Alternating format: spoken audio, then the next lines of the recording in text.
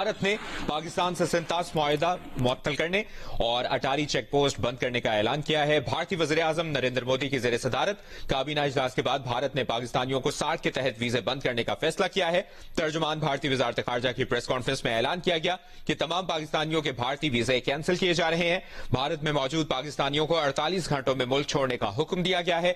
भारत ने पाकिस्तान के नेवी और एयरफोर्स के अंताशियों को नापसंदीदा शख्सियत करार दे दिया।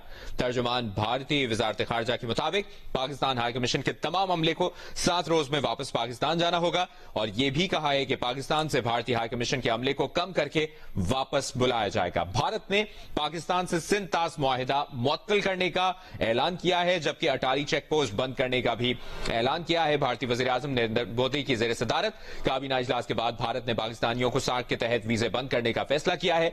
तर्जुमान भारतीय वज़ारत ख़ारजा की प्रेस कॉन्फ्रेंस में ऐलान किया गया कि तमाम पाकिस्तानियों के भारतीय वीजे कैंसिल किए जा रहे हैं। भारत में मौजूद पाकिस्तानियों को 48 घंटों में मुल्क छोड़ने का हुक्म दिया गया है। भारत ने पाकिस्तान के नेवी और एयरफोर्स के अताशियों को नापसंदीदा शख्सियत करार दे दिया है। तर्जुमान भारतीय वज़ारत ख़ारजा के मुताबिक पाकिस्तान हाई कमीशन के तमाम अमले को 7 रोज में वापस पाकिस्तान जाना होगा और यह भी कहा है कि पाकिस्तान से भारतीय हाई कमीशन के अमले को कम करके वापस बुलाया जाएगा। ये अहम तरीन ऐलान किया है भारतीय वज़ीर आज़म नरेंद्र मोदी की ज़ेर सदारत काबीना इजलास के बाद भारत ने पाकिस्तानियों को 60 के तहत वीजे बंद करने का फैसला किया है, जबकि भारत ने पाकिस्तान से सिंतास मुआहदा मुअत्तल करने का भी फैसला किया है। अटारी चेक पोस्ट बंद करने का भी ऐलान किया गया है। तर्जुमान भारतीय वज़ारत ख़ारजा की प्रेस कॉन्फ्रेंस में ऐलान किया गया कि तमाम पाकिस्तानियों के भारतीय वीजे कैंसिल किए जा रहे हैं। भारत में मौजूद पाकिस्तानियों को 48 घंटों में मुल्क छोड़ने का हुक्म दिया गया है। भारत ने पाकिस्तान के नेवी और एयरफोर्स के अताशियों को नापसंदीदा शख्सियत करार दिया है। तर्जुमान भारतीय वज़ारत ख़ारजा के मुताबिक पाकिस्तान हाई कमीशन के तमाम अमले को 7 रोज में वापस पाकिस्तान जाना होगा। यह भी कहा गया है कि पाकिस्तान से भारतीय हाई कमीशन के अमले को कम करके वापस बुलाया जाएगा। ये भारत की जानिब से फैसले किए गए हैं, ऐलानात किए गए हैं। तर्जुमान भारतीय वज़ारत ख़ारजा के मुताबिक जो कि प्रेस कॉन्फ्रेंस में ऐलान किया गया है। इससे पहले भारतीय वज़ीर आज़म नरेंद्र मोदी की ज़ेर सदारत काबीना इजलास हुआ और इजलास में यह फैसला किया गया है। इजलास के बाद भारत ने पाकिस्तानियों को 60 के तहत वीजे बंद करने का भी फैसला किया है, जबकि यह भी ऐलान किया गया है कि तमाम पाकिस्तानियों के भारतीय वीजे कैंसिल किए जा रहे हैं। भारत में मौजूद पाकिस्तानियों को 48 घंटों में मुल्क छोड़ने का हुक्म दिया गया है। भारत ने पाकिस्तान के नेवी और एयरफोर्स के अताशियों को नापसंदीदा शख्सियत करार दिया है और तर्जुमान भारतीय वज़ारत ख़ारजा के मुताबिक पाकिस्तान हाई कमीशन के तमाम अमले को 7 रोज में वापस पाकिस्तान जाना होगा। यह भी कहा कि पाकिस्तान से भारतीय हाई कमीशन के अमले को कम करके वापस बुलाया जाएगा। इसी पर फजल रहमान ने हुकूमती कारकर्दगी को सिफर करार दे दिया। इस्लामाबाद में सहाफ़ियों से गुफ्तगू करते हुए कहा कि हुकूमती इदारे अवाम की जान और माल के तहफ़्फ़ुज़ में नाकाम हैं। अवाम को हुकूमत की जानिब से कोई रिलीफ नहीं मिला। खैबर पख्तूनख्वा, बलोचिस्तान और सिंध में अमन व अमान की अबतर सूरत हाल है। मौलाना फजल रहमान का कहना था कि अपोजिशन का बड़ा इत्तेहाद बनाने पर JUI की काउंसिल आमादा नहीं। अपोजिशन में बैठी जमातों का कोई बाज़ाब्ता इत्तेहाद नहीं, मगर राबते कायम हैं। JUI की मजलिस अमूमी अपोजिशन जमातों के इत्तेहाद में शामिल होने के हक में नहीं है।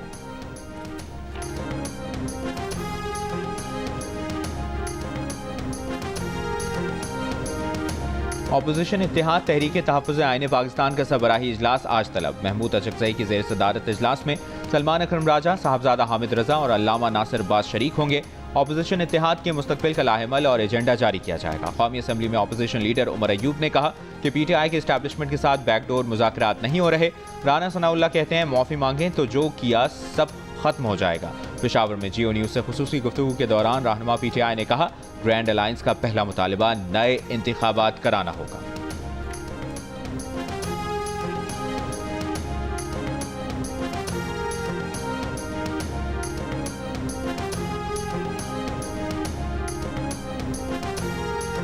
वज़ीर आज़म जल्द अपना मीटर अपनी रीडिंग प्रोग्राम का इफ्तिताह करेंगे। लेस्को चीफ रमजान बट का लाहौर चैम्बर में खिताब, कहा बिजली की फौरी बहाली के लिए रैपिड रिस्पांस फोर्स कायम कर दी है। मीटर की खराबी का जिम्मेदार मीटर रीडर होगा।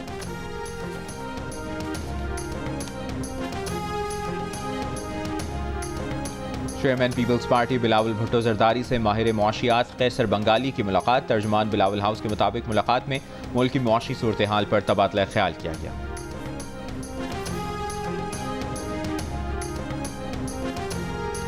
रवा माली साल पाकिस्तान की माशी तरक्की की रफ्तार 3% की बजाय 2.6% रहने का इम्कान। IMF ने वर्ल्ड इकनॉमिक आउटलुक रिपोर्ट जारी कर दी।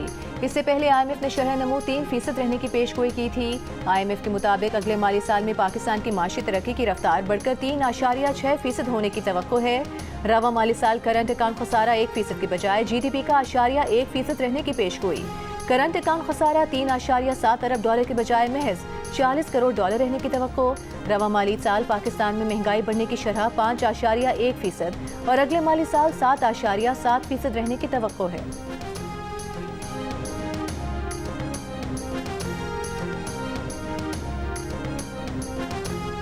नून लीग के कायद नवाज शरीफ ने कहा है कि पाकिस्तान में हर काम मेरिट पर हो रहा है। शहबाज शरीफ ने गिरती मईशत को अपने पांव पर खड़ा कर दिया है। PTI की गलत पॉलिसीज की वजह से पाकिस्तान इस मकाम तक पहुंचा।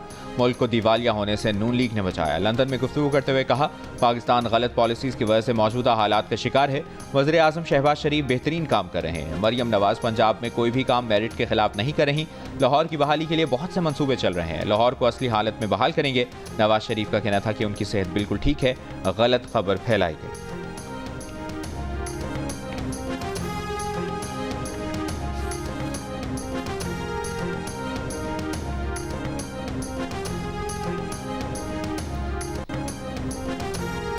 पाकिस्तान से 67,000 से ज्यादा आज़मीन का हज रकम की अदायगी के बावजूद खटाई में पड़ गया।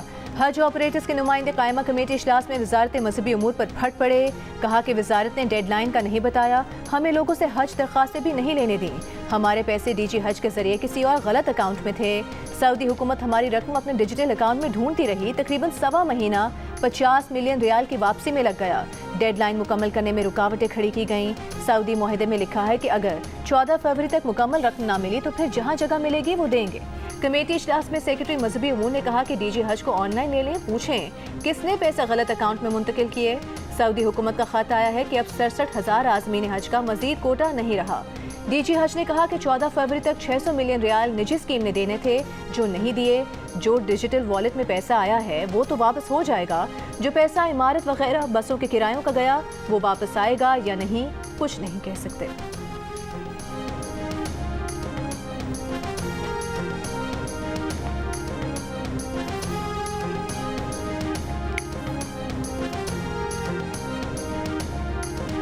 Chairman NIRC justice retired Shaukat Aziz Siddiqui ने कहा है कि नेशनल इंडस्ट्रियल रिलेशंस कमीशन और इंटरनेशनल लेबर ऑर्गेनाइजेशन के ताउन से 1 मई 2025 को कॉन्फ्रेंस मुनक्किद की जाएगी। कॉन्फ्रेंस का मकसद आजिर और अजीर के फासले कम करने और ताल्लुकात की बेहतरी का माहौल फराहम करना है। ये 1969 के बाद पहला मौका है कि ऐसी कॉन्फ्रेंस मुनक्किद की जा रही है। उम्मीद है ये इवेंट बहुत कामयाब साबित होगा।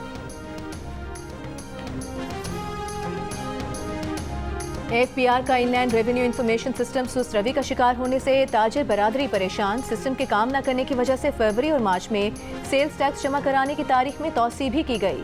ज़राए का कहना था कि सिस्टम में खराबी हर फरोख्त आइटम के साथ 8 हिस्सों का कोड और सेल्स टैक्स फॉर्म में इजाफी मालूमात मुंसलिक करने की वजह से आई है।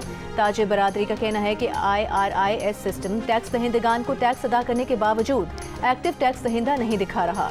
सदर FPCCI तारिक जदूर ने कहा कि GST से मुतालिक कागजात ऑनलाइन अपलोड करने के बाद तस्दीक के लिए मुकामी रजिस्ट्रेशन ऑफिसर के पास जाना पड़ता है। जब तक फाइल मुकामी रजिस्ट्रेशन ऑफिसर के पास ज़ेर इल्तवा रहती है, HS कोड नहीं मिलता। FBR माइक्रो लेवल पर निज़ाम की खराबियां दूर करे। तर्जुमान FBR ने कहा कि टैक्स दहिंदगान की फहरिस्त अपडेट होने में 1 दिन लगता है। टैक्स दहिंदा 1000 रुपये जुर्माने अदा करके एक्टिव टैक्स दहिंदा की फहरिस्त में शामिल हो सकता है।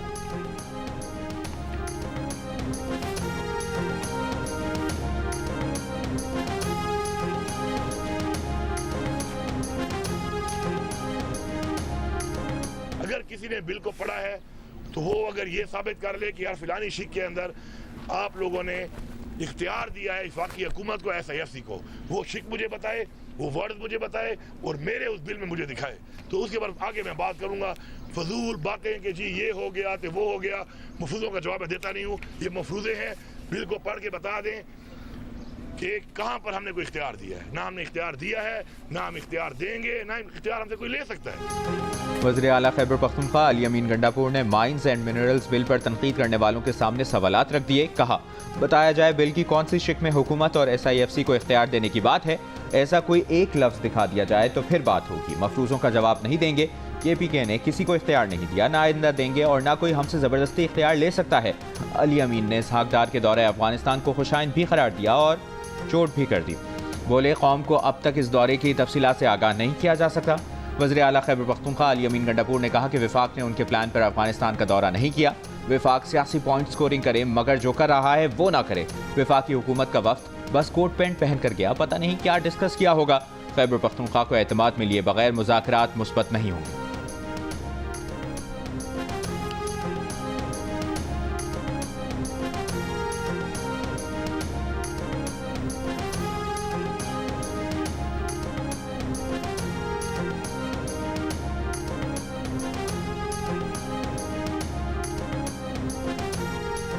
KP mines and mineral bill पर अवामी नेशनल पार्टी के तहत ऑल पार्टीज कॉन्फ्रेंस। ANP के सूबाई सदर मियां इफ्तिखार हुसैन ने कहा कि ये बिल सूबे की खुदमुख्तारी पर हमला है। All parties conference mines and mineral 2025 bill को मुस्तरद करती है। बिल जबरदस्ती नाफिज हुआ तो सूबे भर में एहतजाज करेंगे। तहरीक इंसाफ के रुकन असम्बली शेर अली अरबाब ने कहा, वज़ीर आला का अपना नुक्ता नज़र है, हम समझते हैं कि इस बिल पर मज़ीद बहस होनी चाहिए।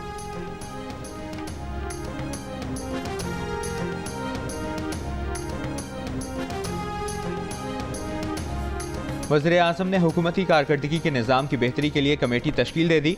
वज़ीर ख़जाना कन्वीनर मुक़र्रर। कमेटी के अरकान में वज़ीर तवानाई, वज़ीर मौसमियाती तब्दीली, चेयरमैन FBR और दीगर शामिल। कमेटी FBR के मौजूदा फ्रेमवर्क और नताइज का तजिया करेगी। वफाकी इदारों के लिए मयारी जाँच और फीडबैक निज़ाम तैयार किया जाएगा। कमेटी 30 दिन में अपनी रिपोर्ट वज़ीर आज़म को पेश करेगी।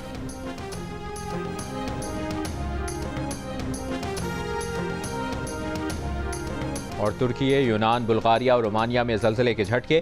शिद्दत 6.2 और गहराई 10 किलोमीटर रिकॉर्ड की गई। ज़लज़ले के बाद शहरियों में खौफ व हिरास, लोग इमारतों से बाहर आ गए। वज़ीर आज़म शहबाज शरीफ का तुर्की में ज़लज़ले पर इज़हार तशवीश, तुर्क भाइयों को हर मुमकिन ताउन की यकीन दहानी।